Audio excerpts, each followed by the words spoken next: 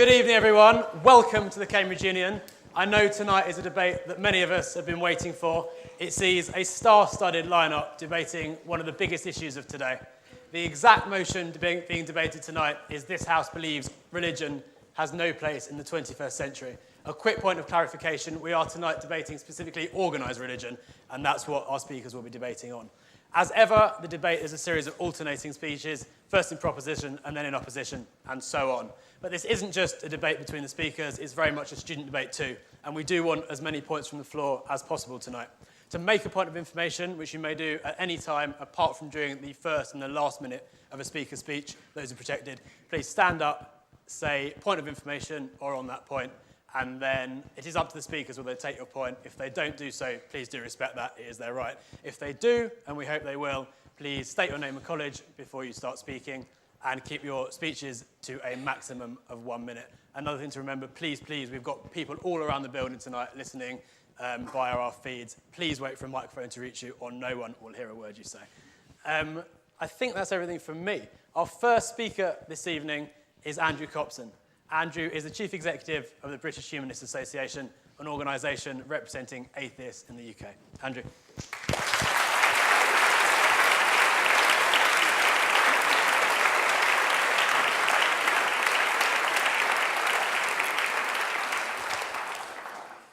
Thank you very much. I want to start by once again clarifying exactly what it is we're speaking about this evening, organised religion. We're not talking about individual men and women on their personal quest for values and meaning and purpose in life. We can all go on that journey, and good luck with it. We're talking about organised religion, clearly defined groups that have in-out memberships, categories of membership, hierarchies, whether clergy or otherwise, and an institutional existence above and beyond their individual members. We're atheists and humanists on our side of the house this evening, but we need not be. We could be joined by religious people, many Hindus and Buddhists, obviously, but also individual believers in the monotheistic religions who have their beliefs, but are wary, as we are, of organised religion. And when we say it has no place, we don't mean that it should be banned, persecuted, wiped out, and eliminated, but that the harm it does outweighs the good that it does, and that we would be better off without it. I'm going to talk this evening about some of the harmful moral and social effects of organised religion, which outweigh any potential benefits it might claim, and are peculiarly harmful in the context of the 21st century world. Taken together with the pernicious intellectual effects of organised religion, which Richard will argue this evening, and backed up by the empirical studies that demonstrate the truth of what we're arguing, which Arif will bring to bear, we on this side of the House think that our case for the proposition is indubitable. We can all talk about whether or not organised religion has been a force for good or harm in the past. We can rehearse back-of-the-envelope calculations, hospices and charitable endeavours in the balance against crusades, witch burnings, the Inquisition, 9/11, Avicenna weighed against Osama bin Laden, Francis of Assisi versus Adolf Hitler. But what's relevant this evening is the 21st century and its particular challenges. We'll say more about those as we go along, but it's pretty clear what the context of the 21st century is. A world that's more interconnected than ever it was, a world that is more democratic than it ever was, and a human race facing the greatest existential threats we ever have, at the same time as we understand the universe and our place in it more fully than ever before. In a world like this, where do we best get our ethics from? What's the best form of social organisation? What values and principles and attitudes and habits of mind will equip us best to face the particular challenges and make the most of the opportunities offered to humanity? It is not from organised religions that these will come. The first argument that needs debunking is the idea that organised religion is a special spur to moral or social action in our world. All things being equal, most people do good most of the time. And although it's sometimes claimed that organised religion is a force for good because it is an especial motivator to social action, and you may hear this from the other side of the House this evening, there's no real evidence to support this. In the UK, for example, the last citizenship survey showed the percentage of religious people volunteering in their community was the same as the percentage of non-religious people. And although religious charities do good work in the UK and abroad, most charities, 2/3 of them, are secular. High levels of compassion, kindness to neighbours, social cohesion are recorded in some of the countries with the lowest levels of religious belonging in the world, in Sweden, for example, in other northern European countries, and in the least religious states of the United States of America. Many studies that claim to find that members of organised religions are more charitable, more pro-social, more civilly engaged than their non-religious counterparts are flawed because they use, almost invariably, irrelevant comparators.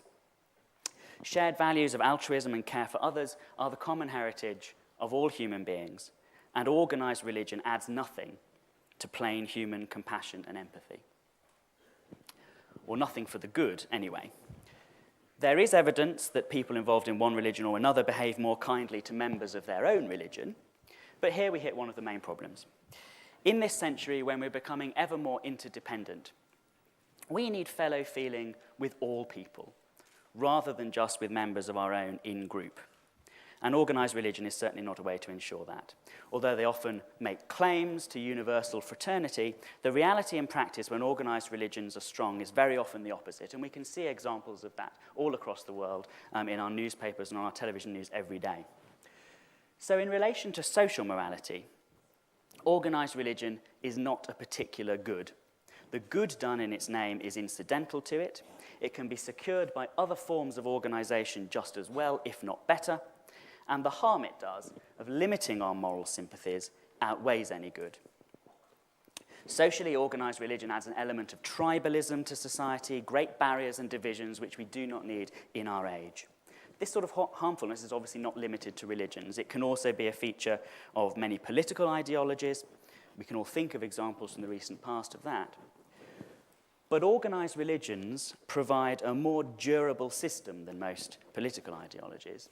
And they're different from political ideologies in that they give a reason over and above and beyond human beings to sanctify their commandments. They can make you fight your neighbour against your better instincts. They can override compassion and empathy to make you harm others in a way that basing your morality solely on human compassion never can. And we can go further. The very view of ethics that organised religions represent, as distinct from a humanist view or a more personalised, disorganised religious view, is a harmful one for our time, out of kilter with modern needs. What is morality? Morality is something that has its foundation in our biology, in the social instincts that we can see that we share with the animals that are most closely related to us. Morality is an organised attempt to reinforce those social instincts. It's generated from human beings ourselves in our interactions with each other, both originally at its source and in an ongoing way. It arises from our dealings with each other, and it's an artifact of our humanity. Organised religions, in their accounts of morality, conceal this fact. They place reliance on commandments issued by authorities external to humanity. They prioritise adherence to rules laid down sometimes millennia ago and in contexts quite different from today's. Even the more sophisticated theologies don't deny this, even if they prioritise a dialogue with texts and a discussion with texts and authorities, rather than just a slavish adherence to them.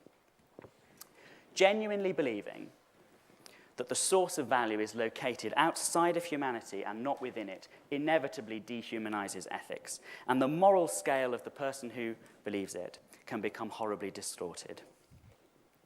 Blasphemy, placed in the same league of immorality as murder.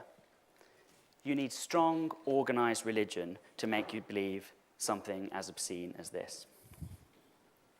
We see a vivid case of this in the harm done in this way by, for example, the Roman Catholic Church in relation to birth control, or attempts to limit access to abortions internationally by American evangelicals. No one from outside an organized religion could possibly deem that sort of activity moral, which brings massive human suffering on a number of fronts. Only an organized religion would engage in the sort of international lobbying against sexual and reproductive health rights which the Holy See engages in on the international stage. Lobbying in defiance of all the tests of harm done, but in obedience to religious authority. The problems inherent in that view of ethics, the ethics promoted by organised religions, are particularly harmful in our century when the institutional power can magnify their tragic effects worldwide. On top of all this, there is in our world today a growing democratic spirit. People are less willing to live under totalitarian governments than they were, less automatically deferential to authority than they were. You see this in the fledgling democracies of Eastern Europe and in the new democracies in other parts of the world. We have access to knowledge instantly, and we have access to social media that facilitate free exchanges of information. Human freedom is advanced by these processes. Organized religions, with their hierarchies and their natural institutional desire to persist, are the antithesis of this model. We see it all over the world where organized religions, often in contrast to more free-thinking, dissident individual religious believers, line up and prop up oppressive regimes and totalitarian ideologies. Our chances of securing greater human freedom are diminished by this tendency. What is good in any organized religion is never unique. The same good can be secured in some other way. What is unique is very seldom good. What we need in this world is simple human compassion, fellow feeling for all our fellow men and women, a commitment to make our moral decisions in the here and now based on evidence with the goal of human welfare, a determination to organize our affairs globally in a way that will increase freedom and fulfillment in the one life we know we have. That's what we need, and that's the positive case advanced by the proposition tonight. Drivers of sectarianism, multipliers of conflict, proponents of fossilized moralities, fear and favor, sanction-driven moral authoritarianism, distorting our moral scale, producing harm where there need be none, uniquely divisive because of their great importance and their extra-human reference points. Organized religions are undoubtedly a force for harm rather than good in our century.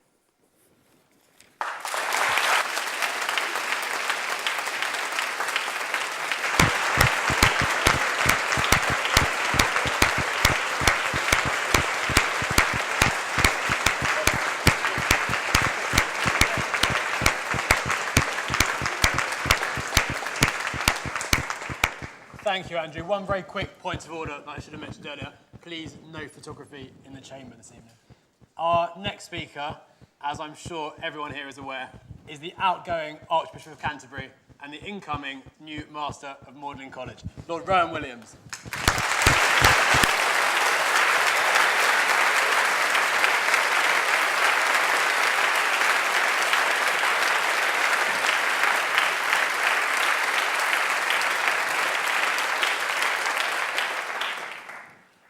I'm very grateful to the proponent for clarifying an issue which must be in the minds of many of us. Because with all due respect to the authority and influence of this House, a vote for the motion this evening will not change facts on the ground. And the fact on the ground is that religion, organized or disorganized, undoubtedly has a place in the 21st century. And the challenge that we face is not so much whether it should be there or not, as what our attitude should be to it. Critical, indeed. Receptive, I trust. Engaged, above all. And I'll explain why I believe engagement with organized religion is a priority for the 21st century and indeed beyond. I have, of course, to declare something of an interest here in believing that it's, as a matter of fact, true, but let's leave that on one side just for the moment. Why engage with, let's not call it organized, but communal religion? And before going further, let me just define what I mean by that. It's all very well to say that we're talking about organized religion as opposed to some mysterious activity that people engage in their privacy, in their solitude. The philosopher Whitehead's remark that religion is what a man does with his solitude.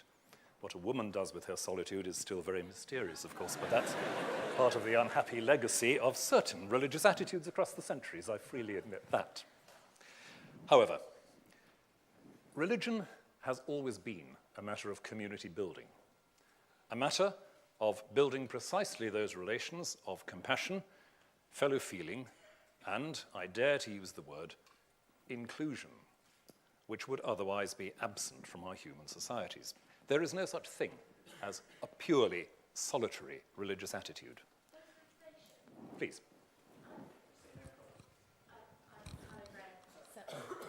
Hannah Graham, Selwyn College. Even if we accept that religion was once necessary for community building, etc., in the world we live in today, we have strong communities that are linked not only we're not only linked to the people who live close to us and believe the things we believe, but to people around the world through social networking and such like. So even if we did need religion for community building in the past, why is it still necessary now when it does all the harm that was previously mentioned? Thank you. If I may, I'll come back to that in a while. It's a very important point which I'd very much like to take up. But at the moment, the point I'm trying to underline is that the notion that religious commitment can be purely a private matter is one that runs against the grain of religious history because of that innate element in religious commitment, religious language, that is tradition building and community building. More of that, I promise, Hannah, later on. Now, why should we take seriously this claim to be an agency for community building? It's because the main historic religions of the world have, all of them in their different ways, a passionate, metaphysical commitment to human equality. That is, to an idea that human beings as such are worthy of respect, are endowed with dignity. And that proposition, whatever may be said by secularists, is not so self-evident that we can ignore the question of where it comes from. Religious community is based on the notion that there is something profoundly in common between myself and my neighbor. The tragedy of the history of organized religion, which I don't dispute for a moment, is that it has so often said solidarity ends at the borders of our commitment.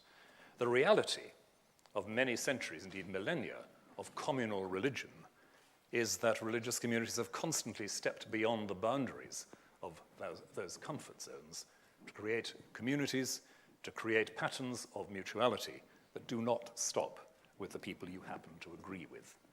And whether we're talking about the Islamic Ummah, whether we're talking about the Buddhist world, whether we're talking about the Christian church, that has been a dynamic within religion which has contributed to the fact which I'm afraid some religious people are often reluctant to recognize, that the very concept of human rights has profound religious roots.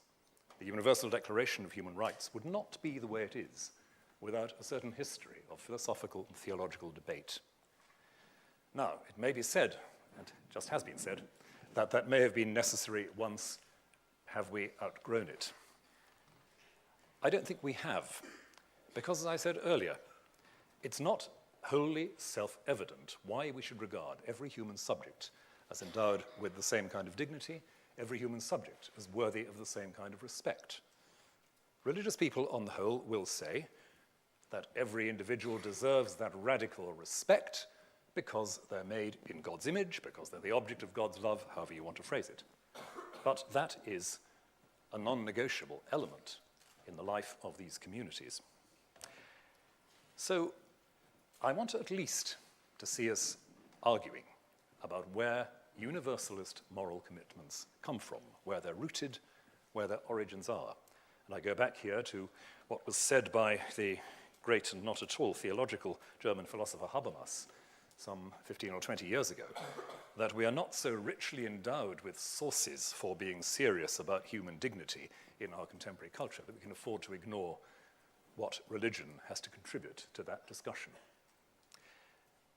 But I want to say at the same time how crucial it is that religion should, if it is to have a place in the 21st century, be the object of exactly the kind of scrutiny, exactly the kind of critique that we're talking about tonight. Religion that is allowed to bury itself in privacy is religion that very frequently goes extremely sour. Religion left to itself, protected from public scrutiny and public debate of this kind, is religion that is constantly liable to turn precisely into the caricature of faith which you've already heard eloquently described this evening. And that is why if I say that I thank God for Professor Dawkins, you will understand what I do and I don't mean.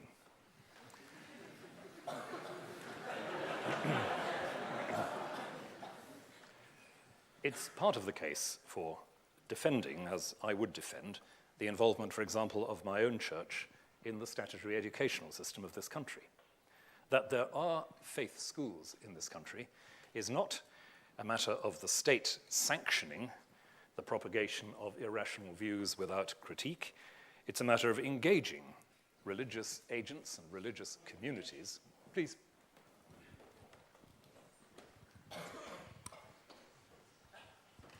Harry Peto, Clare College. Surely faith schools are the exact example of the kind of thing which divides people because only certain people are allowed in faith schools. And you said that religion was meant to be sort of all-encompassing, but the way I see it, religion only sees to divide, and everybody who's religious sees their way of viewing things and everybody else, and that's it.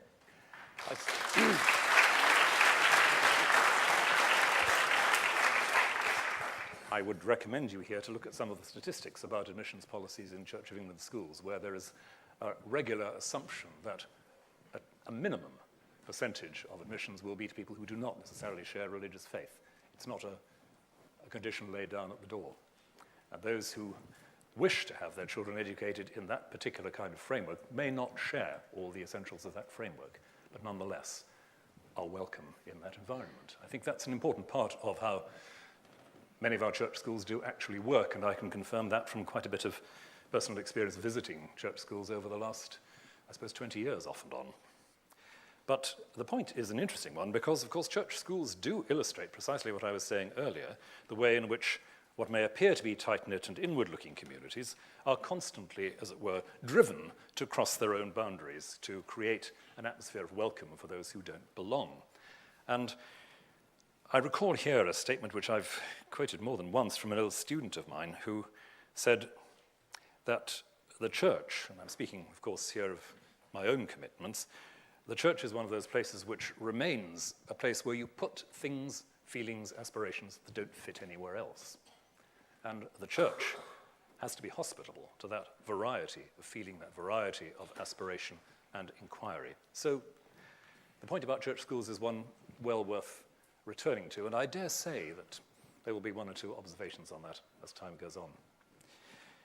But let me, as I move towards a conclusion, pick up just one or two specifics. You have, of course, been warned that we on this side of the chamber will tell you how nice religion makes people. Now, I, as a former archbishop, am in quite a good position to know the truth of that assertion. And I would want to say with some firmness that that is not the case that I want to make because it doesn't entirely stand up. What I would want to point to is something which is, in many parts of the world, unique to the Christian and other religious environment. And that is what I've touched on already, that particular passion for attention to those who are otherwise ignored or otherwise outside. And my image here is from a visit to Congo about 18 months ago, speaking one evening to a large group of young people who had all of them been abducted to be forced into militias in the Congolese civil war at various points in their adolescence. About 30 or 40 of these youngsters shared their experience, and said one after another, without prompting, without agenda, had the church not been faithful to us in these circumstances, and they were people of very varied backgrounds, not all of them Christian, we would not be here recovering our identity as members of a community, as people to whom some kind of dignity was accorded. So long as that process and that pattern remains true, so long as there are religious communities which make a point of attending to, refusing to ignore those who are the edge of their society, those who have no obvious claim because of social usefulness or whatever, then I believe religion retains a place in the 21st century, the 22nd, and really for quite a long time after that. Thank you.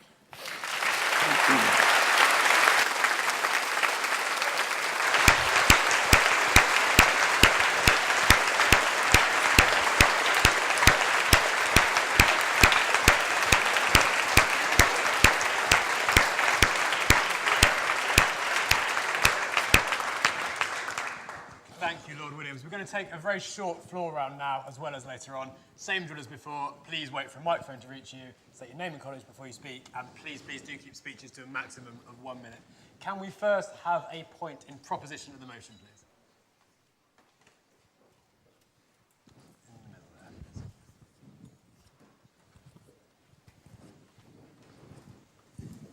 please? Layla Sudbury, Queen's College. The Church of England specifically discriminates on the grounds of gender, and that doesn't really have a place in the 21st century, so how do you defend that?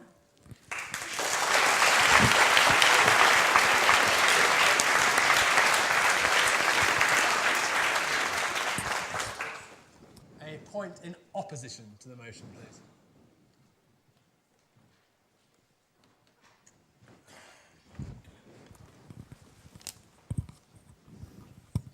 Hi, Rob Foxwell-Smith, Peacehouse.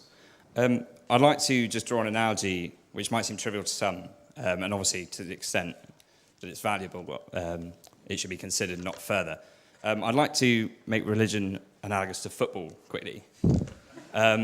Every week, millions of people turn out to watch football, something we call the beautiful game. And there are divisions in football.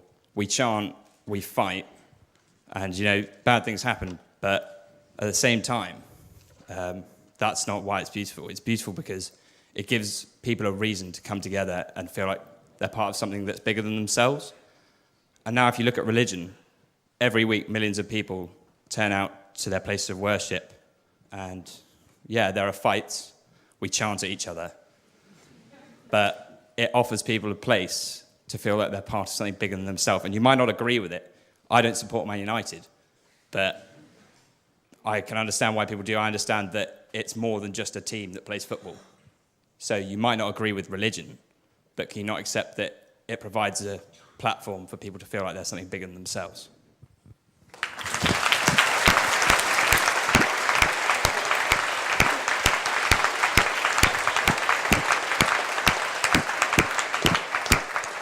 And an initial point in abstention of the motion, please.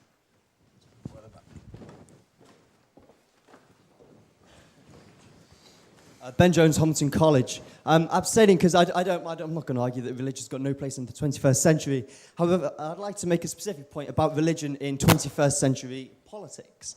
For much of human history, there's been no strict separation between organised religion and politics. And what I think now is we must learn from the fact that around the world, some of the most pressing problems facing us contemporarily are the fact that the distinction has been collapsed between extreme interpretations of religion and politics. Look at Boko Haram, look at the Taliban. And in fact, in the past, maybe that's okay. Nowadays, it's not okay. We live in the nuclear age, and there are states which are potentially unstable, which possess nuclear weapons. What I say is, in politics specifically, I don't want anything exempted from rational judgment. And it's imperative that we encourage moves towards tolerance and towards more secular ideas. We can absolutely allow for religion, but specifically in politics, I want a move towards tolerance. And if we do that, that will be a move towards a safer world.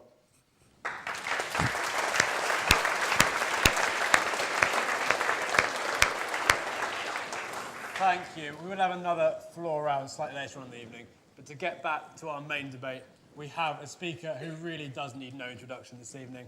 A world-renowned evolutionary biologist and one of the most famous critics of religion there is, Professor Richard Dawkins.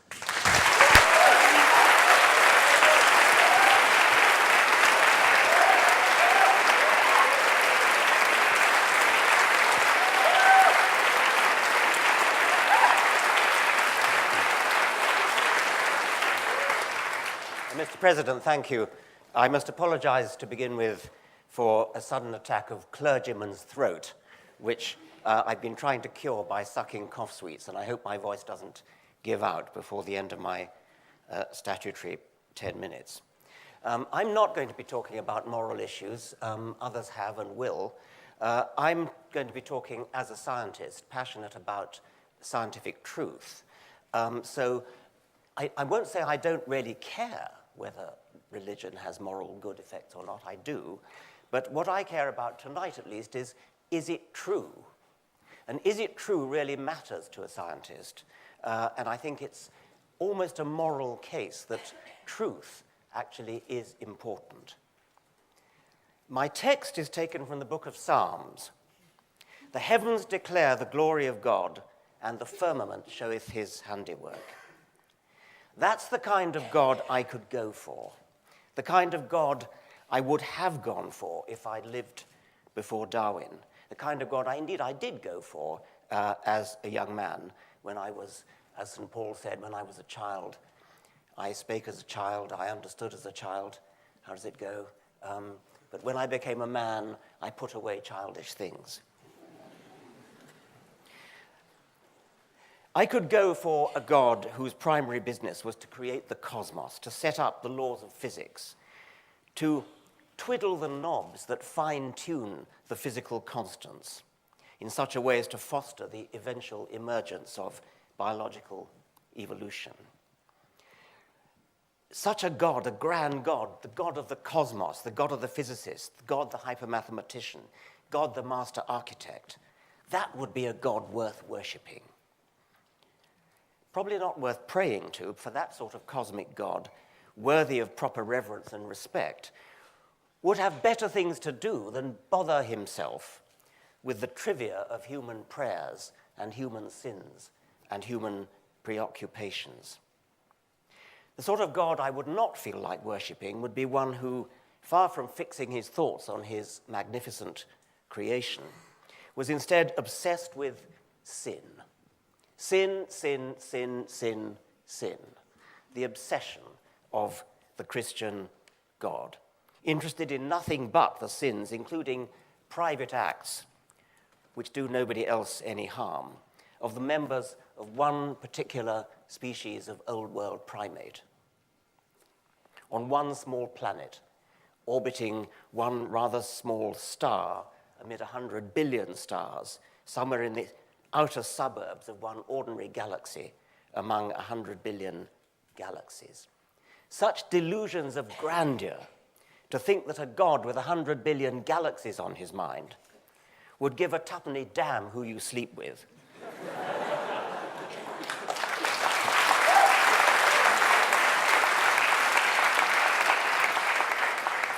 or indeed whether you believe in him.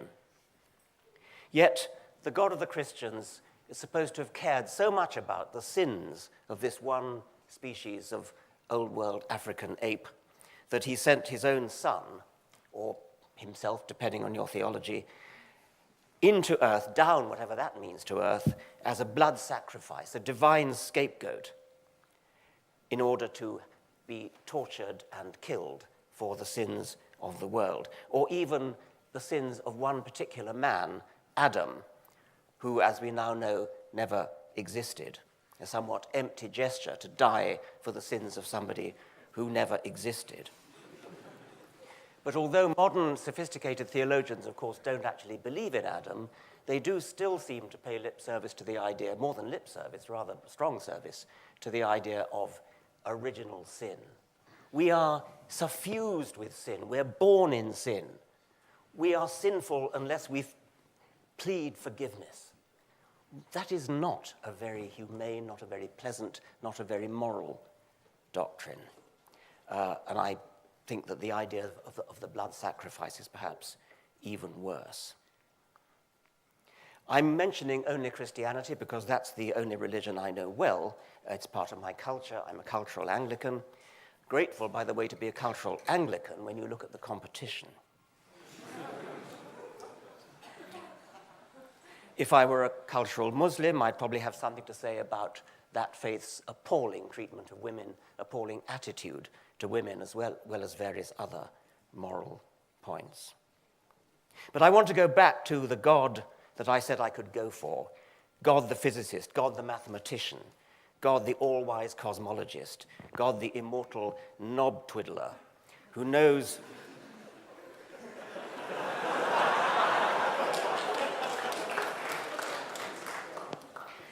who knows to the umpteenth decimal place the exact value of every physical constant, how it needs to be set in order to bring a lasting universe into existence which is capable of giving rise to life and eventually, perhaps, to us. The heavens declare the glory of, well, something. The fact of your own existence is perhaps the most astonishing fact you'll ever be asked to confront. Think about it. The laws of physics, which just tell you how atoms interact with each other, how fields, how forces interact with each other, have somehow managed to give rise to trees and kangaroos and monkeys and bush babies and us, a species capable of having a brain big enough to reflect on our own existence and work out where we came from and why. That's a pretty glorious thought, and we're at the center of it. Think how a camera salesman might advertise your eyes. You have two elegantly designed cameras in your head, both with ball and socket mounting, so they can be instantly swiveled in any direction and track a moving target. Each can sharply focus an image on a 5-megapixel screen with trichromatic coding for full color vision. It has continuous autofocus from infinity to just a few inches. It has an auto-stopping iris diaphragm that can handle many orders of magnitude of luminosity change. It's a dual-mounted system with sophisticated computer hardware and software in the brain to bring into register the two images and form a stereoscopic images. I mean, what an astounding fact that is. And we now know how it came about. We know that it came about by a purely mechanical, automatic process. There was no design. Yes. Lara Kaplan, Emmanuel College. Science has previously said that they know how things come about in the development of science, and it's been proven wrong as well. And Charles Darwin has even said himself that his theory of evolution isn't complete. And I was just wondering what you would have to say about that. Well, it would not be much of a scientific theory if in the 19th century it was complete. Of course it wasn't complete, and of course those of us in the early 20th century and the late 20th century and indeed the 21st century have done enormous amounts to enlarge and improve Darwin's theory, but Darwin would recognize it as his own. It's one of the glories of science that it does, of course, advance, it does change. No scientist would ever wish to claim that it's absolutely finished, and I'll be coming on to that. The explanation for the existence of things like eyes is almost laughably simple, but it had to wait for the 19th century before we got a clue as to how it came about. Before Darwin, it would have taken, indeed did take, a great philosophical mind to spot that the argument from design, the argument that says because it screams design at you, therefore there must have been a designer, that is a deeply fallacious argument. It doesn't explain anything, because the designer himself or herself or itself would have to have been himself a highly complicated object, a highly sophisticated object in order to achieve that level of design. Now, as the interrupter has just pointed out, we don't know everything. There are gaps. Theologians have long, good theologians at least, have long pointed out that we should not, as theologians, put our trust in the God of the gaps. That's a theological point, and it's a very valid one, because gaps shrink as science advances. There are still gaps. There's a gap in the origin of life. There's a gap in the origin of the cosmos. These gaps are now steadily being filled, and no sophisticated theologian would put his faith in these gaps. The whole lesson from the theological criticism of the God of the gaps argument is that you cannot resort to a designer as an explanation for anything, given that the task the designer is asked to do requires his own designer at least as complicated and sophisticated. The lesson from Darwin is that because the really difficult problem of explanation has already been solved by Darwin, The remaining gaps that need to be solved are relatively easy. Physics may await its Darwin, but it will come. There are many reasons why religion has no place. I'm concluding now. There are many reasons why religion has no place in the 21st century, and my colleagues will deal with them or have dealt with them. To a scientist, however, what's really objectionable about religion is that it fosters the idea that we should be satisfied with a non-explanation to a difficult question instead of working hard. It's hard work, working hard to provide a real explanation. Religious explanations are supernatural, but in no possible sense is a supernatural explanation for anything an explanation. It's a cop-out, a betrayal of the intellect, a betrayal of all that's best about what makes us human, a phony substitute for an explanation which seems to answer the question until you examine it and realize that it does no such thing. Religion in science is not just redundant and irrelevant, it's an active and pernicious charlatan. On that point. I've got to conclude now. I'm already over time. It peddles false explanations, or at least pseudo-explanations, where real explanations could have been offered and will be offered. Pseudo-explanations that get in the way of the enterprise of discovering real explanations. As the centuries go by, religion has less and less room to exist and perform its obscurantist interference with the search for truth. In the 21st century, it's high time, finally, to send it packing.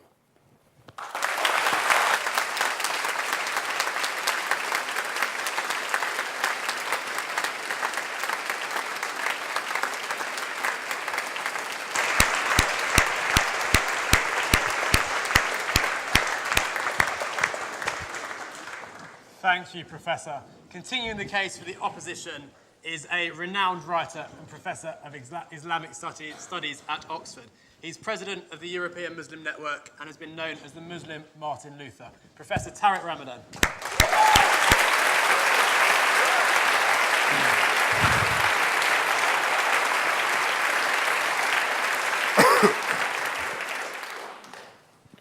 Thank you.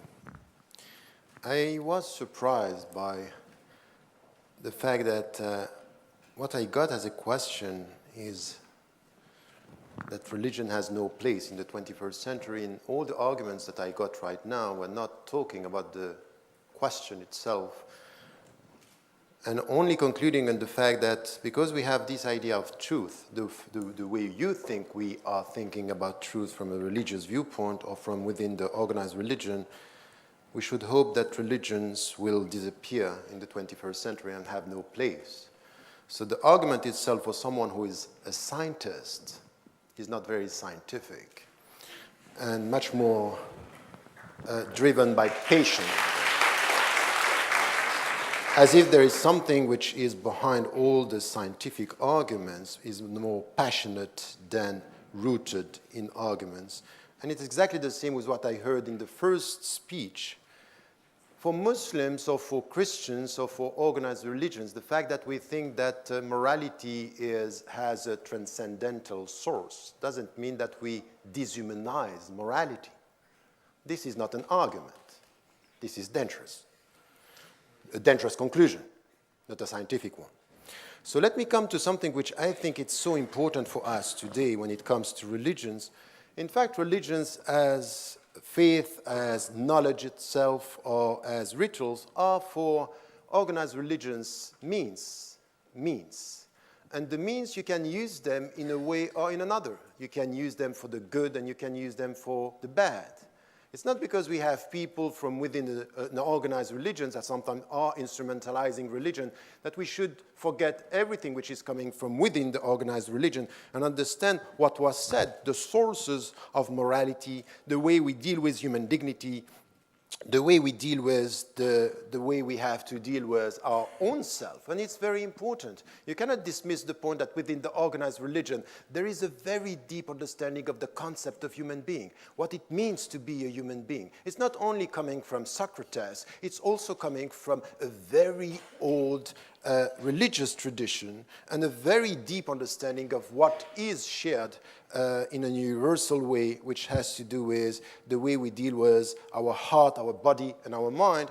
And the point is that what we get from the organized religion is also something which is very important. At the end of the day, what is good is what you are going to do with yourself, and what is bad is the way you are going to do with yourself. It's a personal responsibility, and in the 21st century, it's something that we have to listen to and at least to respect. And the point for me is this one. If we look at the challenges ahead, the 21st century, we have lots of knowledge, technology, and sciences, and at the end of the day, we have lots of means, but there are critical questions about the ends. What do we want to achieve? And this is the time where we need philosophy and religions and humanists all together to come and to deal with this. We need a pluralistic discussion on this, not humanists telling us we don't need you. If you are truly humanist, you know, please, I'm sorry, I have lots of things to say, so, and because I heard so many things. So the only right humanistic position would be for you to say, I disagree with you from the organized religions, but we need you to have these pluralistic discussions on the ends and the finalities, to use philosophical discussion, not to tell us, in the name of our humanism, disappear. Is this humanism? This is dogmatic rationality. It's as dogmatic as a new religion, as the old religion. Yes, it is. So,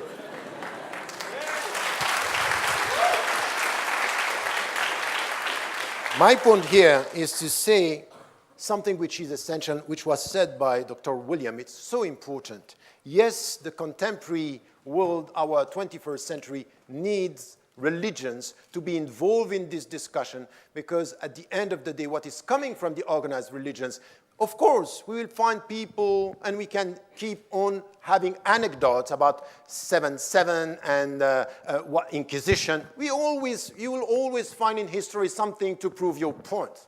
But at the end of the day, you have to look at the other side of what religions, organized religions, provide our humanity with. And this is something which is also important. In our century, what we need is a discussion, a deep discussion about the ends, in order to come to talk about the human dignity.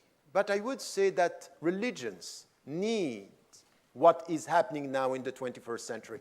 And we have to engage with religions. And all what you are saying is not about sitting down and saying this religion, and to essentialize religions by saying they are bad with women, they are bad with this, they did this. That's not a discussion. That's ridiculous. It's not going to be the answer to our discussion today. The answer to our discussion is, let us engage with religions and let us engage with dogmatic rationality and scientism, in a way which is telling us what are the ends, what do we want to achieve. What I want from within an organized religion is you. I need you, by the way. I need you. Because you are helping me to deal with my own fellow brothers and sisters in the religious communities, to say, I don't want people to instrumentalize my religion. I don't want formalism. I don't want dogmatism. I want you to challenge me in order for me to come back to my religious brothers and sisters in humanity as well, to be able to come with a better understanding. And you know what? You need me. You need us, in order not to come to this arrogant attitude to look at people, because implicitly in all you are saying, there is a superiority complex. The way you deal with religions is, we are backward. And we need each other because we are not facing the world the way it is. And I think that this is problematic. Because what I see in this, it's dogmatism. I don't know where I am in my time.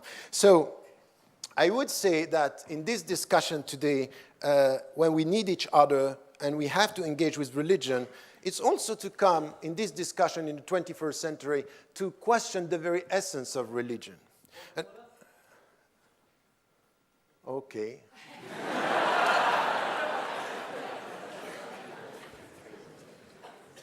You have 15 seconds. If you say we need to engage in an open discussion with both religious people and atheists, then what would you say to the prolific record of all religions in the past and today, evangelizing, try to convert people to their own beliefs, and also educating children, and not just their own children, but also others in religious schools, trying to convince them and teach them that that is the one true way to believe. I think that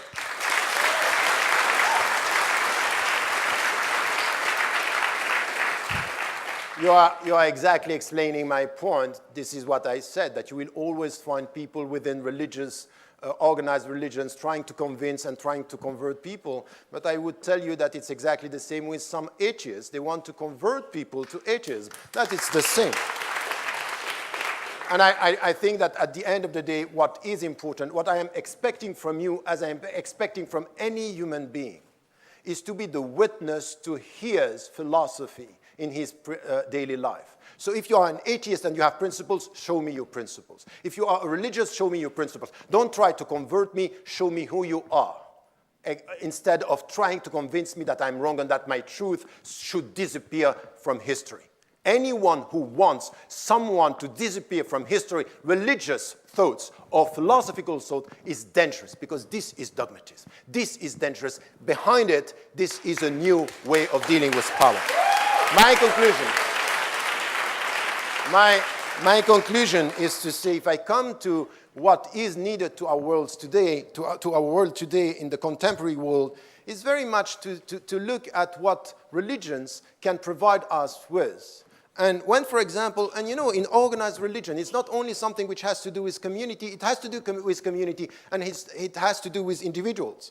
So when it comes to something that I learned from within a tradition, I'm dealing with scientific truth, philosophical truth, and I'm acknowledging the fact that we don't have one final answer, and even Richard Dawkins cannot prove that God doesn't exist. So when he doesn't prove this, let us come to what is our way of life. In religious traditions, we find a way of educating yourself, know who you are and not only what you have, something which is very needed in our consumerist societies, that we need something which is questioning the very end and purpose of our human life. And I think that if we don't take this as something which is the religious contribution to a philosophical and needed discussion on ethics, for example. I don't care about the source of morality. I want to talk about morality, meaning about ethics, about the fact that we need ethics in politics, ethics in economy. And why do you want me to disappear from the discussion because I'm coming from an organized religion? Don't do that. Just say, welcome to the discussion. So my conclusion is, if you are faithful to your humanistic position, you should be against the motion. Thank you.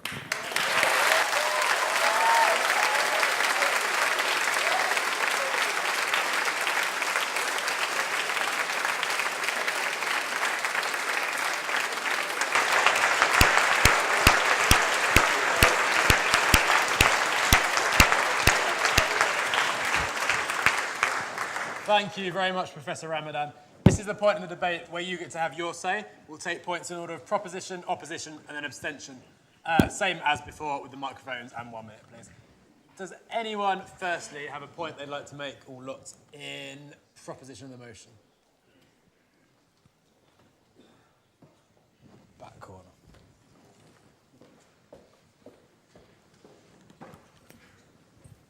Joe Hazel, Pembroke College. So we heard a lot about the problems with dogma and why that would be really good in terms of religious discourse. But I think I speak for a lot of the House when I say I'm really happy being dogmatic about things like women's rights and abortion and being fair to homosexuals and so forth. And I actually think on these grounds we're willing to stand for so many things that religion, at least to me, organised religion seems to be so dead set against, that actually we're willing to be dogmatic. And we're willing to exclude them from a discourse that we actually think perhaps might be poisoned by them. Thank you.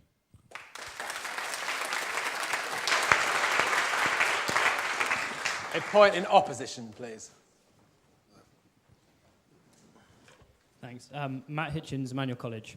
I don't believe in God, but I do really like Christmas carols. And that's not to trivialize religious practices, but that's only to say that I do think religion has a role in the 21st century society, if only as sort of an outgoing example. And so we can take the ritualistic, communal positive aspects of a religious society forward into a secular future.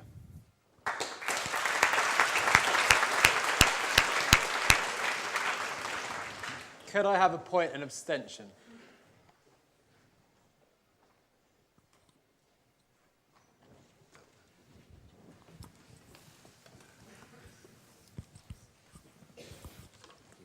Morgan Lowther, Christ College. I think in abstention, I feel the problem here is that I have a problem with organised religion in its current form, not with organised religion as a concept. I think the problem at the moment is that organised religion seeks too much to give answers. It's not a personal choice. I mean, how many people can honestly say they chose their religion, that it wasn't put on them at birth or at school or so on, apart from the occasional heretic or convert?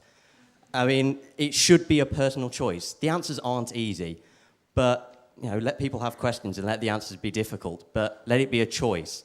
Organised religion could provide that if it didn't push itself on people. Thank you.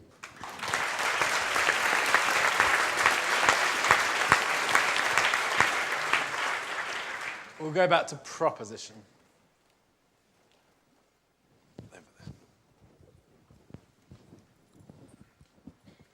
You said, it's Bridie down in college. You said that when you come to a debate about morality and you don't want me to question your source as God, well, I hesitate in using an obvious example, but that's quite hard to do when, say, you're using a book which also legitimizes, which also says that it's wrong to eat shellfish. Say we're talking about gay sex, for example. Well, I don't find it quite hard to use that as a legitimate source. Thank you. Point in opposition, please. Over there.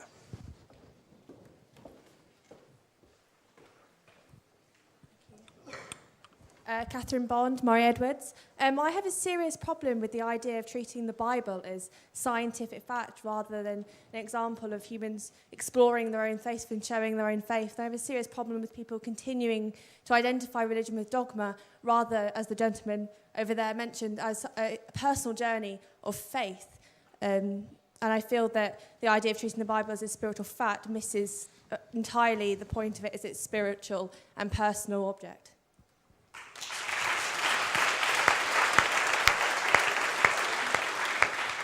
Can I take another point in abstention? Just to...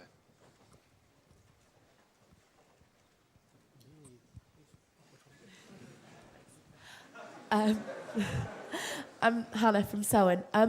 While I have a lot of sympathy with Professor Ramadan's point about not completely excluding someone from the debate because you think they're wrong. I mean, I'm not religious myself, but I'm slightly afraid of completely pushing someone out because I disagree with them, because I can see that might be seen as dogmatic in a way that people might have accused certain members of the proposition of being. But equally, I wonder if he knows, I imagine he does actually, because he's, I'm sure, had conversations with people of other religions, what it feels like to talk to someone who believes not only that you're wrong and that that's just of consequence to, as you having a truth that they don't believe in, but that because you're wrong, you're innately damned and sinful. And I know a lot of religious people nowadays don't want to sound as extreme as that, but I think we have to accept that that's a position that a lot of religious people innately come from, because one of the key things about an awful lot of religions, not all, but an awful lot, is saying, this is my God, and if you don't believe in my God, or at least do some of the things prescribed by my God or a God, then you will suffer in some way. And that's a very hard thing to engage with when people are saying, not just, I disagree with you, but I disagree with you, and I think that for your disagreement with me, you'll be punished. And I might be very nice to you now, and very polite to you now, but ultimately I know that I'm going to heaven, and you're going to suffer in hell or equivalent. And that's a very hard thing to engage with.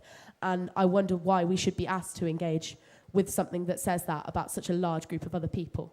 What was that? Anastasia, what was that? Abstention? Was that abstention? We'll take another point in proposition of the motion, please.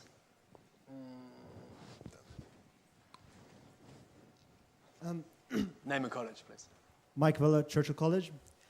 I have to say, I find it incredible that someone could go to the Congo and conclude that religion is a fantastic thing because of what they've seen in the Congo, where my experience of that part of the world is that, first of all, religion was forced upon people there by colonial slave masters, and until recently, religious people, I mean priests, have been strongly implicated in genocide.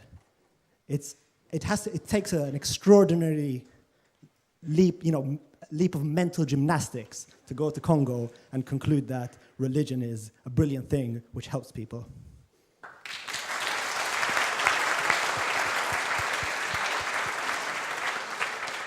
Would you like to respond to that, Lord Williams?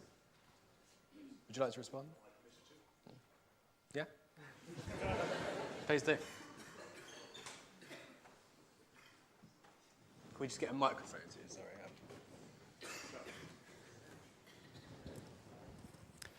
Thank you.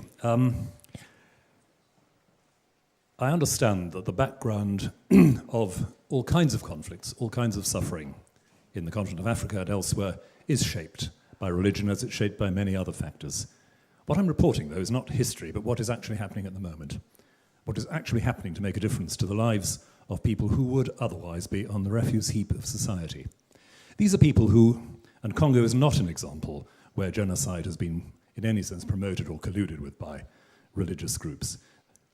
What has been happening in Rwanda and Burundi, which I take it are the examples you're thinking of in terms of religious involvement, is not religion being responsible for genocidal activity, but genocide sweeping in its trail, tribal-based genocide sweeping in its trail, religious people along with others. It happens because I have a less sunny view of human nature than Professor Dawkins does. It happens to religious people as it happens to others. That's why I say that what I see as distinctive about the religious contribution is not that religious people are drawn in to appalling, cruel, bigoted, exclusive behavior, but that something else breaks through again and again and makes that kind of difference. Albert. Professor Ramadan, a very quick point just in response to that, I believe. Yes, quickly, 2 points about what you just said. About some of the religious people that you can meet and talk to, and they can let you think that because you don't believe in what they believe, you are going to be punished or you are wrong. I think that once again you can find some mindsets that are like this. Can you just reduce all the religious people to such an attitude? I wouldn't say so. So I think that in order to be and to go beyond this, we need to engage, and we need to have we need to get the very essence of religious traditions and to understand that it helps the people to be better in many ways. So just to take one or two anecdotes to prove that all the religions are like this, I think it's wrong. And I always think that we have to engage with whoever you disagree with. And my last point is about being dogmatic. We don't agree on the definition of dogmatic. What you are saying is that you are very clear on the fact that you are not going to compromise on some rights for women and for human beings, and I will be with you. Dogmatic is not this. Dogmatic is to be so sure that you are right, that you are not able to listen to what is said, that you are so sure that you want to impose your position, and you are not going to change anyone in such a way. Dogmatic minds are dangerous. Clear minds, open minds are the future.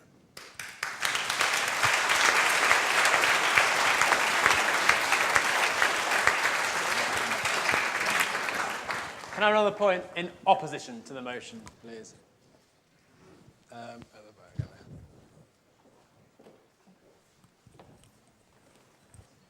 Thank you. Raza Habib, Emmanuel College. I'd like to take this opportunity to respond to Professor Dawkins, who opened his speech tonight speaking on behalf of scientists. And Professor Dawkins spoke and made a speech in which he claimed that religion does not offer answers and that scientists care about truth. He said that truth in science is almost a moral question, and he almost centered his entire debate around this. And I'd like to speak, as a student of science, as a physicist, And so that I'm a scientist, but I don't feel the same way he does about truth. Because speaking as a physicist who has to deal with the fact that we say 75% of the universe is invisible and we don't know what it is, speaking as a physicist who says that actually we treat subatomic particles that are both waves and particles at the same time, we don't have truth anymore. Physicists sacrificed truth a long time ago. In fact, you speak to a lot of physicists, they say they're anti-realists. They don't believe science is true. That's a standard position amongst a lot of scientists. And in fact, it's non sequitur to the debate. Because at the end of the day, whether we believe science is true or God is true is irrelevant to whether or not we think religion has a place in the 21st century.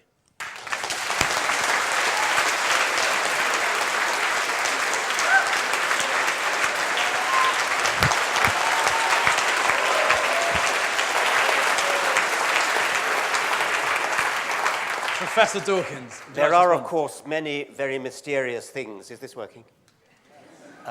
Many very mysterious things in science, and physics above all. Physics has a long way to go, as you, of course, know better than I. Physics has a long way to go, and there will be mysteries to be solved. The physics of maybe 500 years' time will be perhaps more mysterious than we can possibly imagine. But it's a huge fallacy to say that because there's something we don't yet understand, therefore religion is going to be the one that fills it. The very idea that because there are mysterious things we don't understand in science somehow means that we're going to find wisdom in a collection of Bronze Age books is palpably absurd.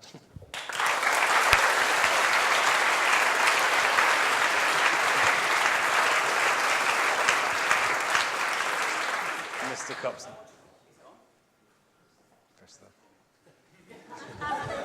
I'm not a scientist or a technologist of any sort.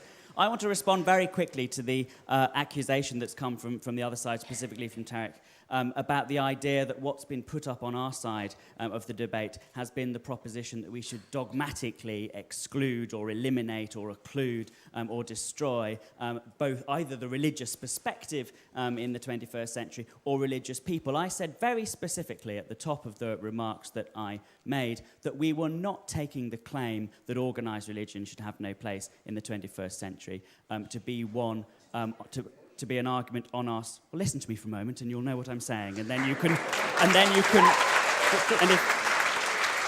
if you want to respond to it afterwards, you'll at least be responding to something that I've said, rather than something that you've said that I've said. Dogmatic.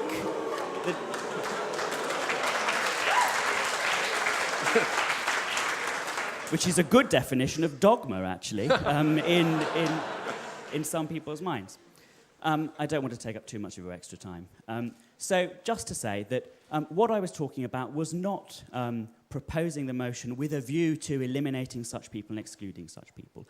Of course, in reality, if we want the 21st century to be a success, we're going to have to reach out to each other across those divides. That was a major part of the argument that I made.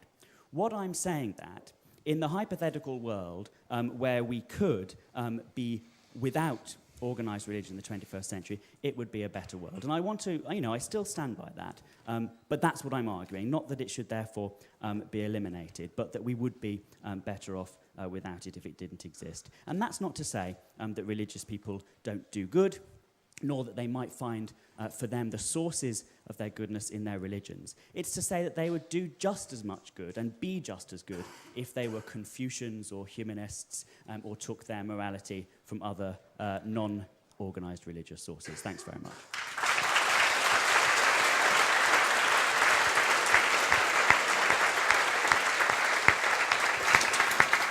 Can we have one last point, an abstention, please? Well, over there, please.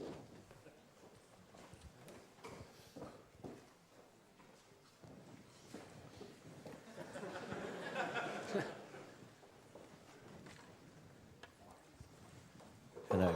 Is it working? Yes. Gideon Farrell, King's College. I just wanted to pick up on some of the points made by Lord Williams about the kind of inclusiveness of religion. So I think there have been quite a lot of disingenuous points made on both sides, and we're kind of dodging the argument a little bit, which is more about whether or not it has a place, not whether we should get rid of it, as was just said. But anyway, I'm going to take an example from my own tradition, which is Judaism, which has been borrowed by most of the other religions here, and say that actually it's not particularly inclusive. If you look in the Old Testament, A lot of it's to do with God saying, kill them because they didn't believe in me, which is basically not particularly inclusive and doesn't really talk about everyone being equal. It talks about those people who believe being equal and, you know, I'm going to be resurrected on Armageddon's plane, whatever it is, and you won't. So I wouldn't say that's very inclusive. I'd say it's quite the opposite. It's quite divisive. And thanks.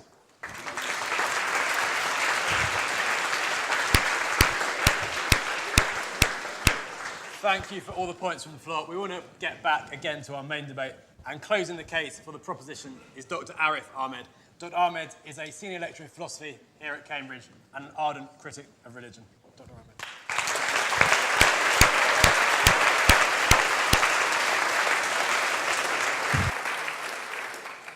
Good evening, thanks.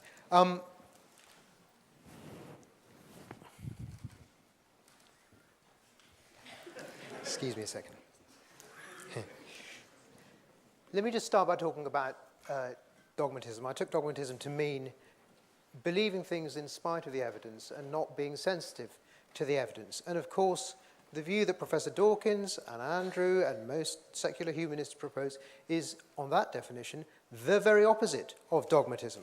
Of course, if there were evidence for the beliefs that Rowan Williams has or the belief that Tariq Ramadan has in God or theology or resurrection or any of these other things, we might start to believe it. But the fact is that despite more than 2,000 years of trying, nobody has produced a shred of evidence for any of those things. Of course, yep.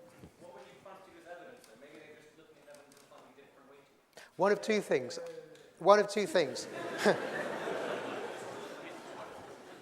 Yeah, so the question was, what would I take as evidence? Maybe they mean something else. One of two things, exactly the same thing as we take evidence to be everywhere else, namely either a valid argument, that is an argument with true premises from which the conclusions follow, or something like an empirical argument, the sort of evidence we have, for instance, that drugs work, or planes flies, or all the other things to which we trust the most important decisions in our life. On the point of evidence, of course, the other thing I would say is that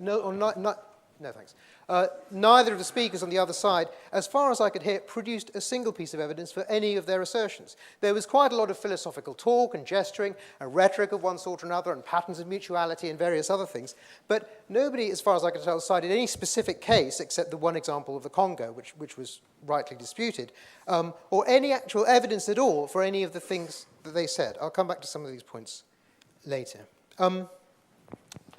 Let me now say something about the nature of the question that we're discussing. The issue is whether organised religion has a place in the 21st century. One point that I think needs emphasising that hasn't so far been emphasised is that by religion we don't just mean Christianity, and we certainly don't just mean the Church of England.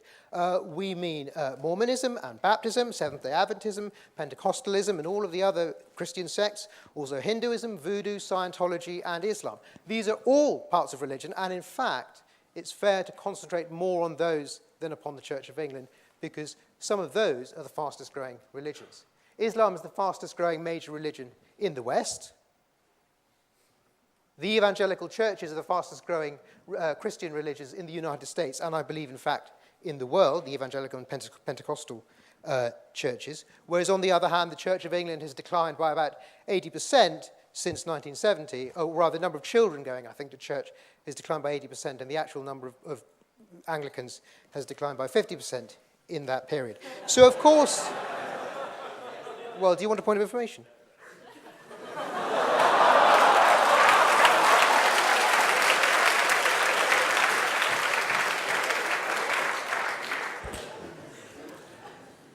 The rate of decline of Sunday attendance in the Church of England is not 80%. I can't give you the figure because I didn't come prepared for this. The rate of growth of Anglicans worldwide has been, I think, in the order of about 30% in the period you mentioned. I don't particularly want to get into arguments about these details, but if you're making some point on the back of this, I would just like the evidence to be in focus.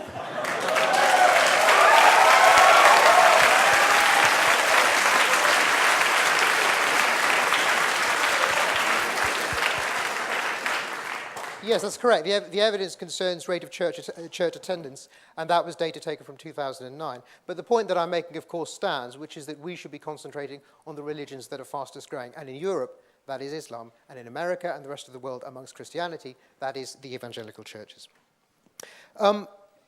A claim that beat off stiff competition to be the silliest thing that was said on the other side was Professor Ramadan's claim that somehow we're essentializing religion or essentializing Islam by saying, oh, you must believe this and you must believe that. And if we cite 7:7, we're saying it's of the essence of Islam to go around blowing up buses, or it's of the essence of Islam to do this, that, or the other. It's no issue about essentializing. We just need to look at the facts and the evidence. The question is, what are the effects of these things? So when we're asking about the question whether organized religion, and Islam is an organized religion, it doesn't have the same organizational structure as many other religions, but it does have de facto patterns of authority. There are ayatollahs in Tehran who can issue fatwas to murder people, and so on. So it is an organized religion. What we should be looking at is not what's essential to a religion, as if that claim even makes any sense. What are the actual facts about the effects that organized religion really does have in the world we live in today? So let me turn now to those. The first point was one that Andrew's already touched on, so I shall be brief about it. And that's just a question to do with, well, issues about social capital and social cohesion and vague terms like that. When we ask about what are the actual effects, we find that there are plenty of studies, the most recent having been in 2012, showing that, as Andrew said, non-religious people show more kindness, more generosity in random acts of kindness. Compassion has more of an effect towards altruism in those people than in religious people. In addition, there's evidence dating from the last 5 or 6 years showing a strong correlation between higher rates of belief in religion and worship of Creator on the one hand, and higher rates of homicide, juvenile and early adult mortality, STD infection rates, teen pregnancy, and abortion in all of the prosperous democracies. On that point.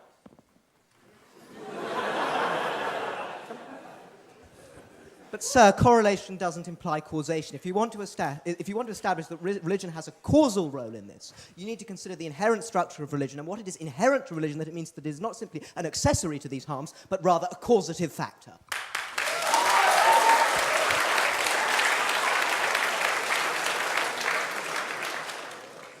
Nobody denies that correlation doesn't entail causation. Everyone who knows anything about it knows that correlation is evidence for causation, which is what I was claiming. Let me move on now.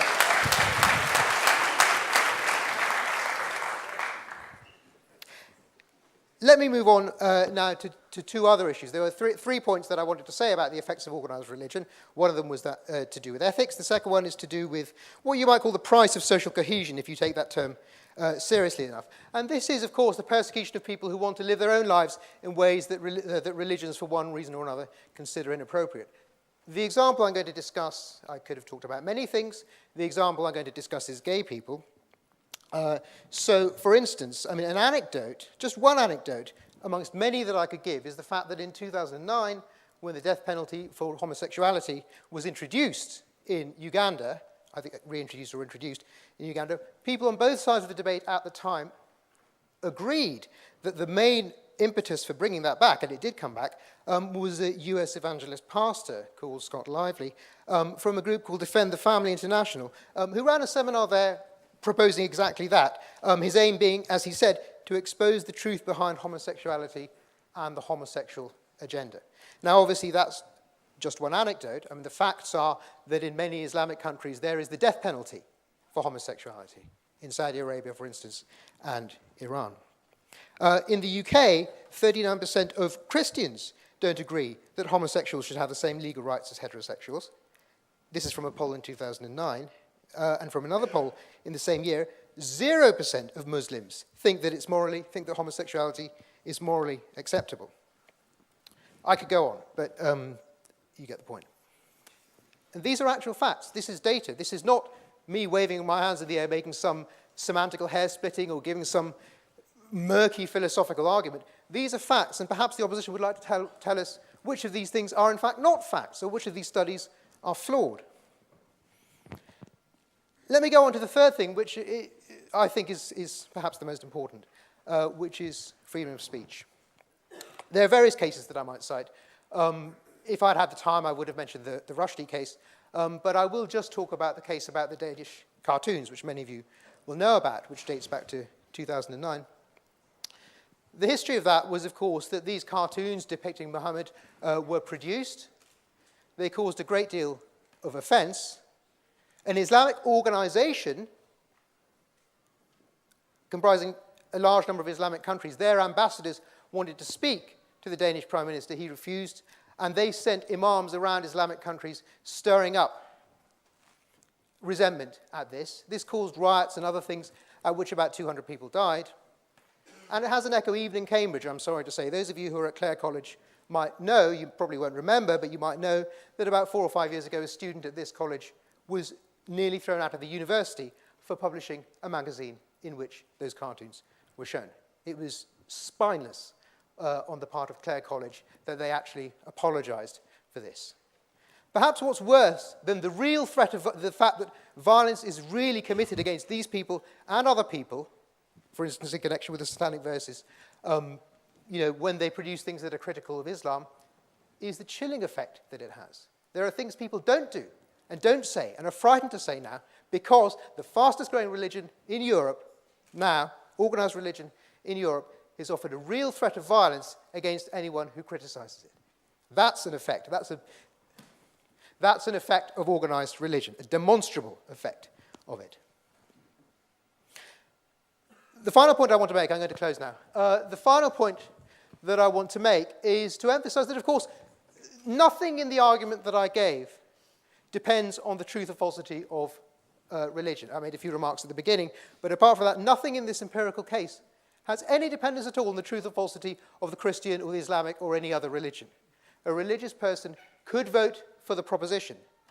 The point is not, is religion true or is religion false?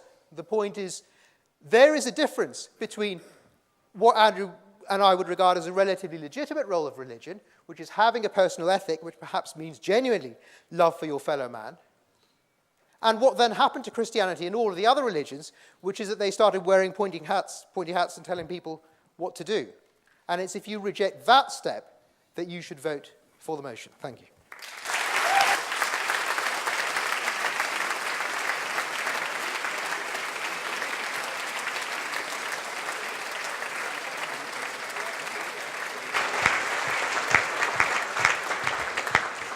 Thank you, Dr. Ahmed. Our final speaker tonight is Associate Director of the Henry Jackson Society, Associate Editor of The Spectator magazine, and a well-known commentator on issues of religion, extremism, and immigration, Mr. Douglas Murray.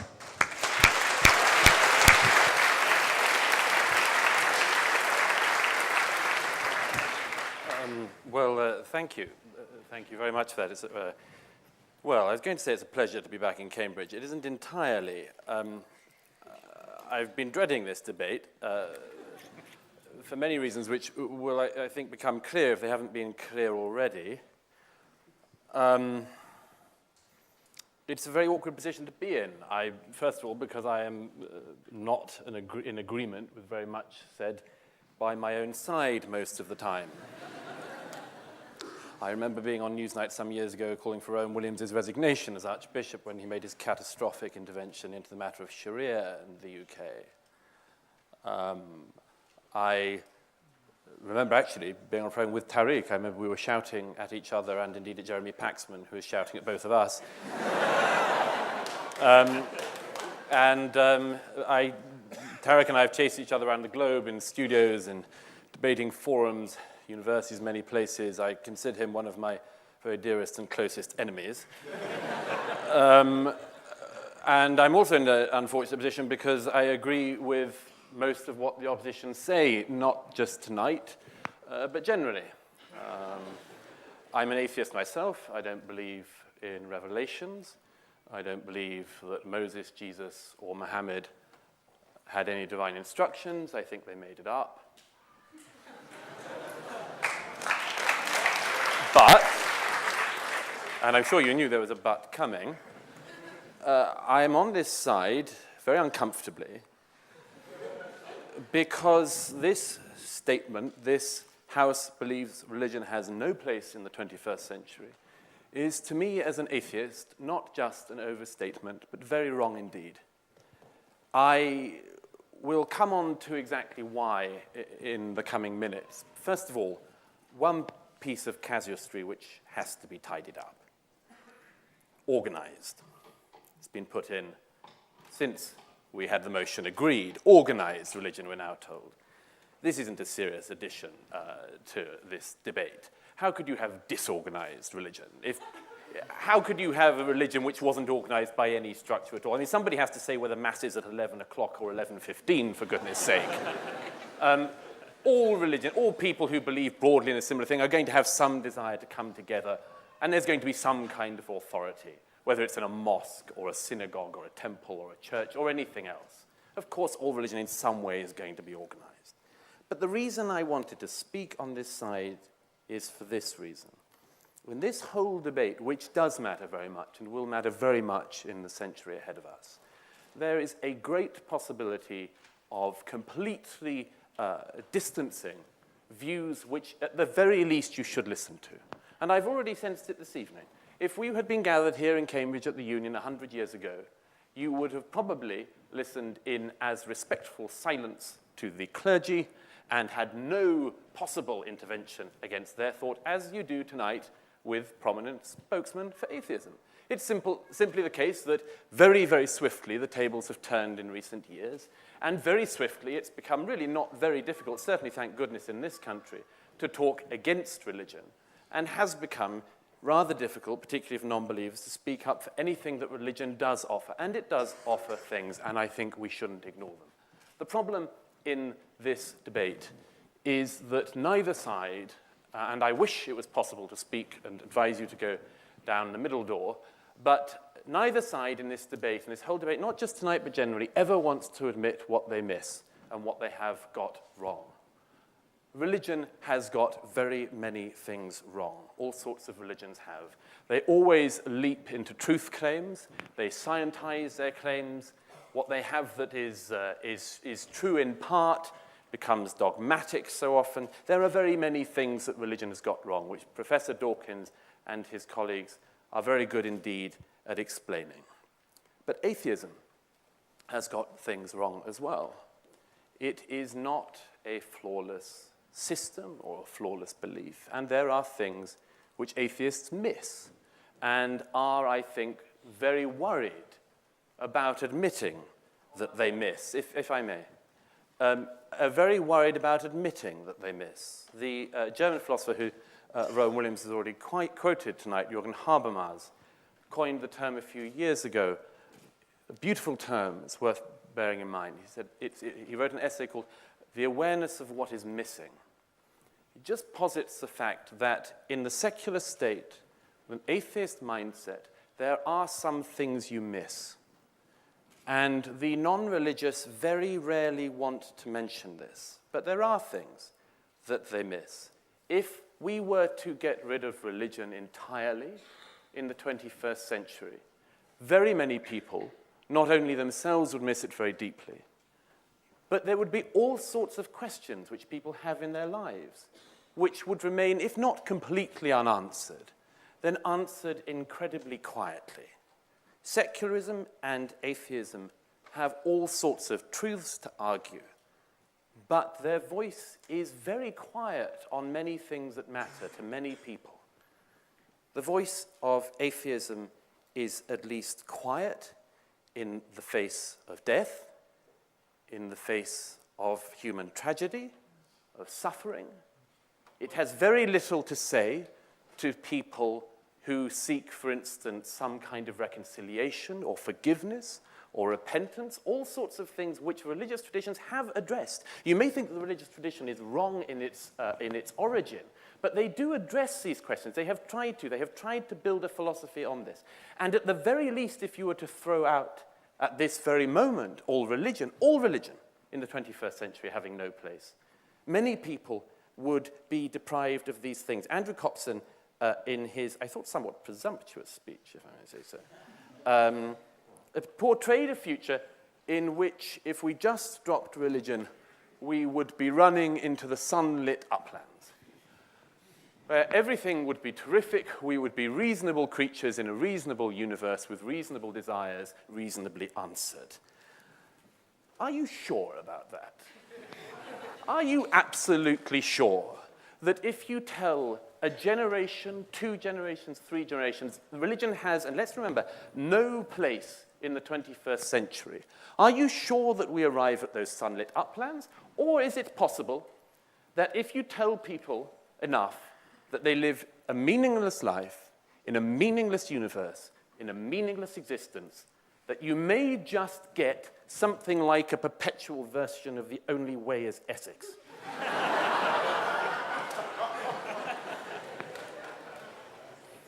Believe it is true or not, religion provided, and I would say provides and will provide in the future, an opportunity for people to ask serious questions about themselves, ask serious questions about the universe and their existence. To quote Larkin, he says in Churchill, "A serious house on serious earth this is, wherein in whose blent air all our compulsions meet."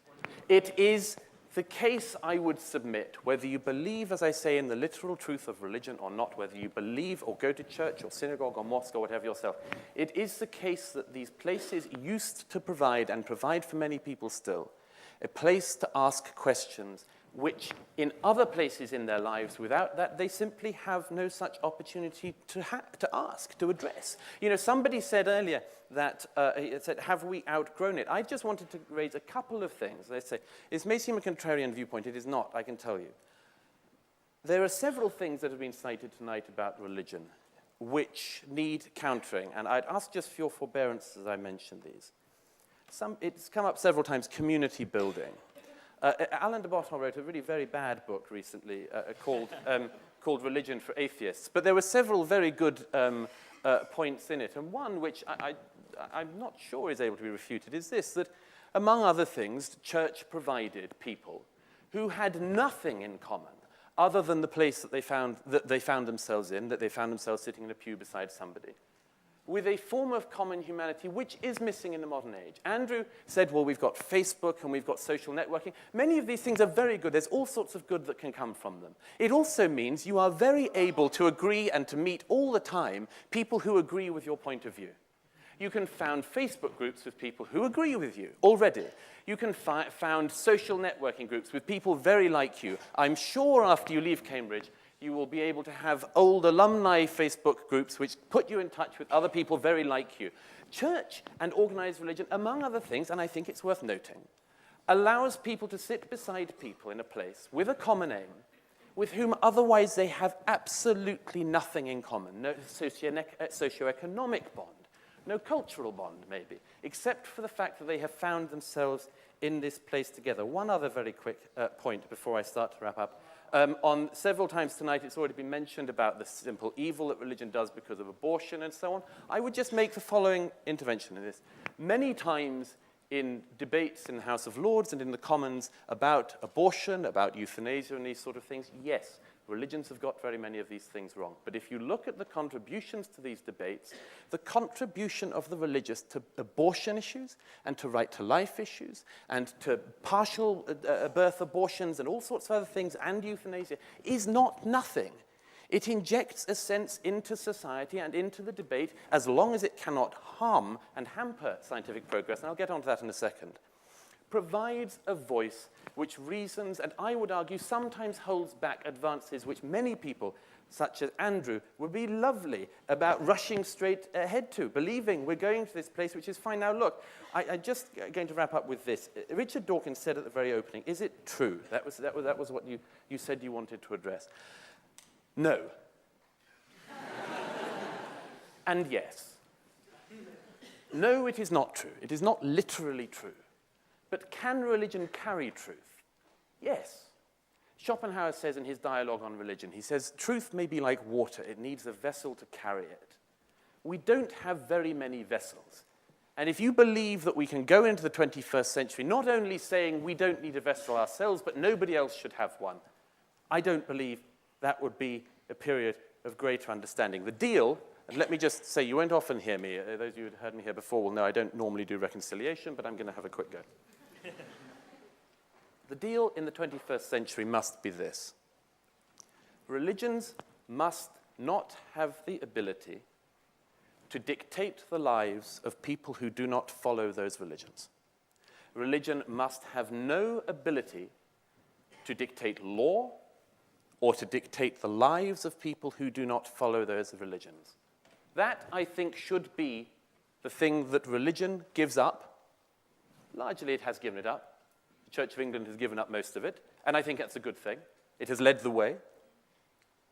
Religions will have to concede that, but the non-religious should make a concession too.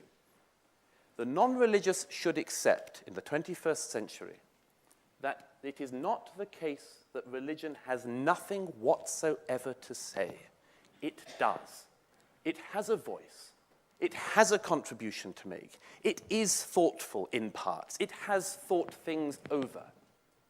If the 21st century is to work, it will involve all of these things. It will involve religion knowing its place, but it will also involve atheists and secularists knowing that their place is not to dismiss, deride, and laugh at as meaningless something which seeks for meaning.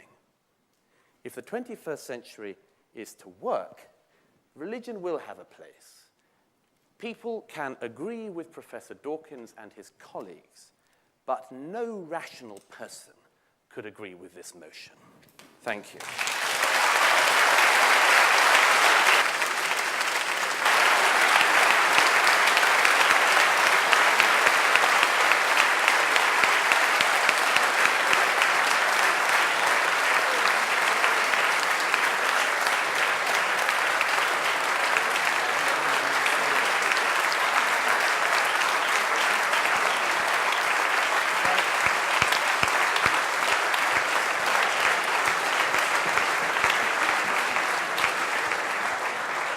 Thank you, Douglas, and thank you to all our speakers. Could I please ask people to remain seated until our speakers have left the chamber tonight? As ever, the door by which you leave is significant. Eyes to the right, nose to the left, abstention straight down the middle, and the result will be announced in the bar in about 15 minutes. Thank you to all for coming, and I hope to see you next week.